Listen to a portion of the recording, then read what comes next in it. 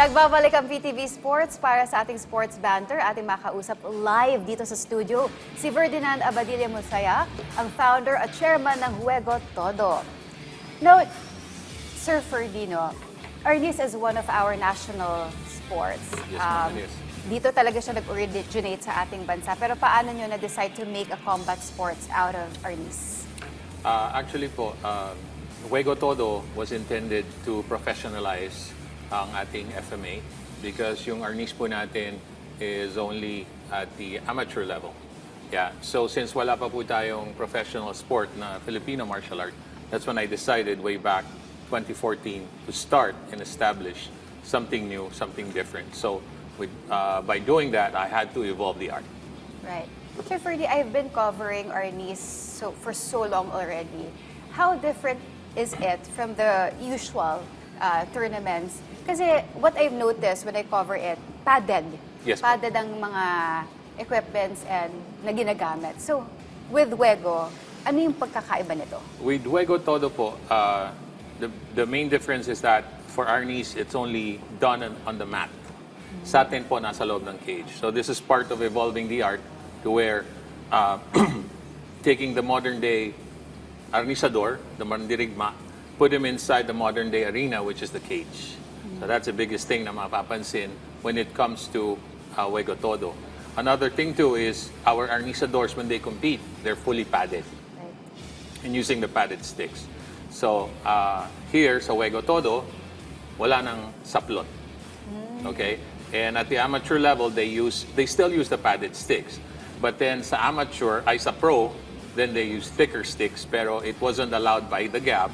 So it still had to be thicker sticks, pero may padding ng konti. Yan. So, Sir Ferdy, nasa loob to ng cage. Parang mixed martial arts, ha? Parang mixed martial Because arts it's po. inside a cage. Yes po. Inside an octagon. Pero in terms of yung actual battle, nagsasakitan talaga. Yes po, magkakasakitan po talaga. As they can see po sa videos, makikita walang saplot, pero may headgear. For rounds 1 and 2, you have to have the headgear. And then on the third round, doon na po magta-transition sa hand-to-hand combat o mano-y-mano. Yeah. So on the first round, it's doble baston. Pero with the doble baston, you still have the knee strikes, the kicks, the sweeps, and the takedowns. On the second round, it transitions from doble to solo. Solo baston now, it frees up that one hand. So yung hand na yun, you can also punch, you can also use the elbow, with the knees, with the kicks, the sweeps, and the takedown, and even with the stick choke. Pwede mong i-choke. On the third round, the headgear comes off, wala na pong weapons, and then it goes hand-to-hand combat. So dyan po papasok ang panuntukan, sikaran, dumog, buno, yawyan, tikiti tersya, and the other Filipino-based martial arts po. Parang nakakatakot, partner, Yeah. pag pinakikinggan ko. But, sir, saan po ba nanggaling yung name na Juego Todo? And hindi po ba naging mahirap? Kasi we heard po na hindi po kayo practitioner ng arnis. Yes po, I am not a practitioner but I do have the U.S. military background. Now, when I retired po kasi way back 2008, yeah, that's when I retired.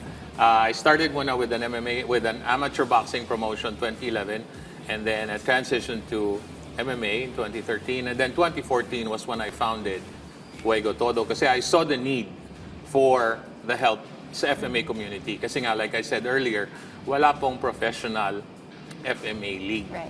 So sabi ko, why not? When somebody approached me, he was my co-founder, he approached me initially na mag-promote din ng arnis.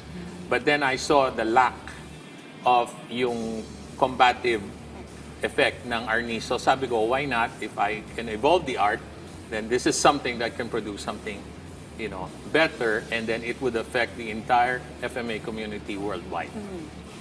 Arnis is considered one of the most deadly martial arts. Yes po, it Filipino is. martial arts. And recently, you were already sanctioned by the Games and Amusements Board. Yes, ma'am. So, with this professional combat tournaments natin, how do we ensure the safety of our athletes? Okay.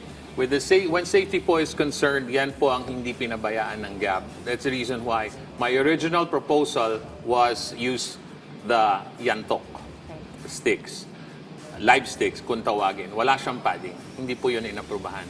So, yung ating amateur sticks, the blue and the red na nakikita nyo for competitions, mga ganito lang kalaki yung laman na stick.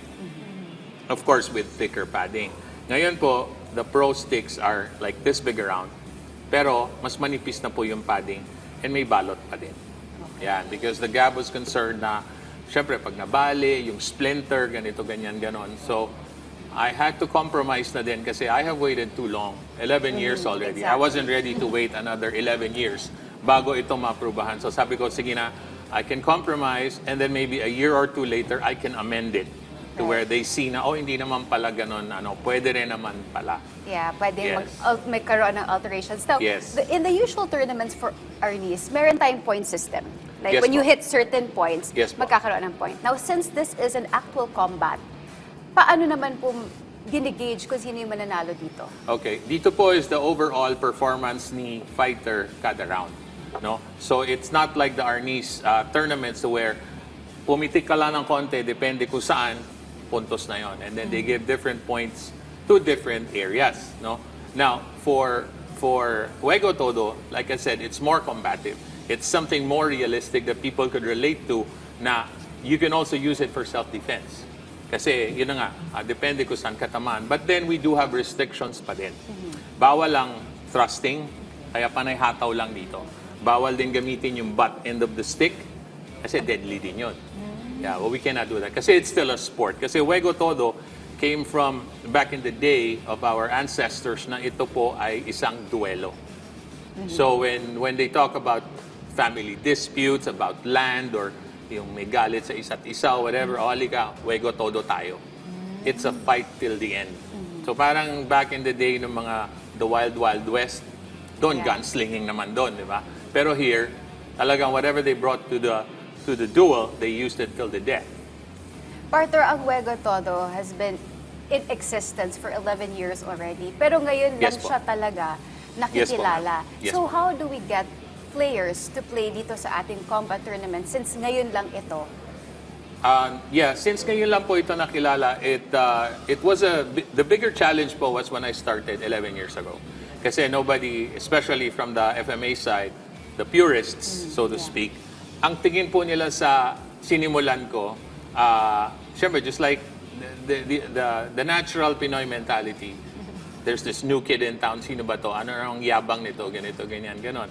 So what I did for my grand championship, I gathered 16 fighters. And out of the 16, only 2 were FMAers. The 14 were MMA fighters. Right. So they competed with a little bit of background with Arnis. Then that's when they fought. So the grand champion was an MMA fighter. And he won the house and lot. Winner take all po ito. Okay. House and lot, brand new motorcycle, 50,000 kabuhayan package, the 20,000 cash, and the inaugural belt. So we did that in 2019.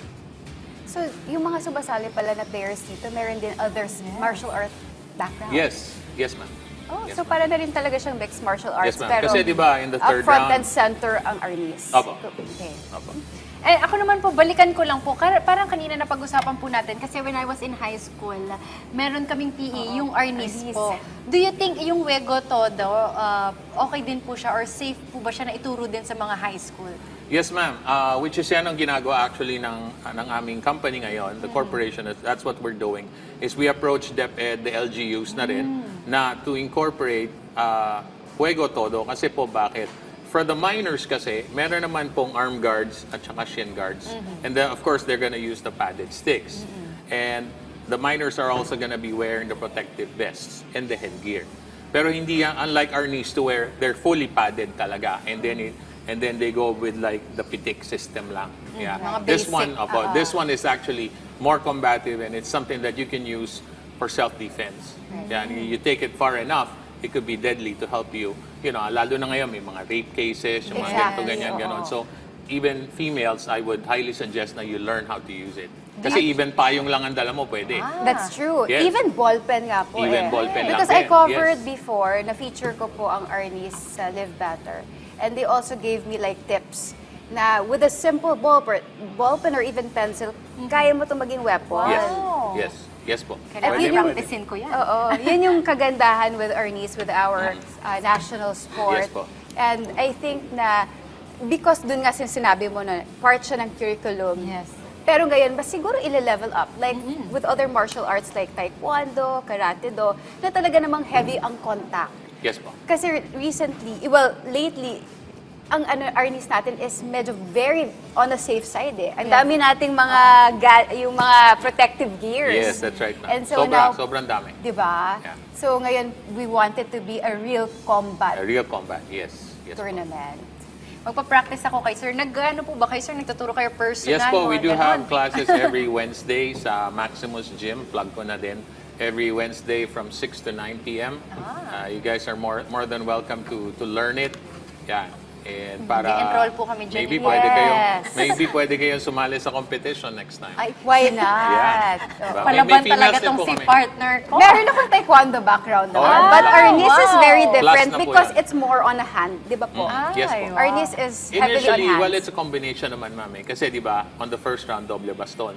Yes. So, you'll be hitting with the sticks. Okay? Bawal ang thrusting, di ba? So, you'll be hitting with the sticks and then kombohan nyo ng tuhod, kombohan mo ng sipa, You know, that's very interesting. kombohan mo ng takedown.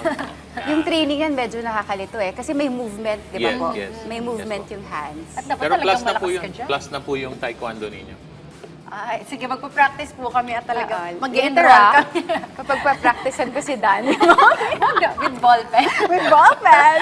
Sir, meron po ba kayong message or gustong batiin? Invite our viewers and listeners. Yes po, gusto ko lang pong i-invite ang mga viewers po natin sa December 12 sa Marikina Sports Center. Doon po ang aming year-ender event. So, makapanood po kayo ng amateur bouts ng Juego Todo, professional bouts, and also yung aming main event po doon is called Hari ng Latayan. It's a 10-man last man standing concept. Kakaiba rin po. So, Ganda. for Last sure, man maganda standing. po ito. Yes po. Hindi, takot pa ako kasi last man Saka standing. yung word ng latayan, no? Oo. Mukhang masakit Baka pa. towards the end, di na ako ma-recognize. On that note, maraming Thank you so salamat, much, Thank Sir you rin po Fernie. thank you rin po for having me on this. So, Salamat ulitin po. po. Yes po. Thank you. Thank you po. Teammates, wag po kayong bibitiw dahil magbabalik pa ang PTV Sports.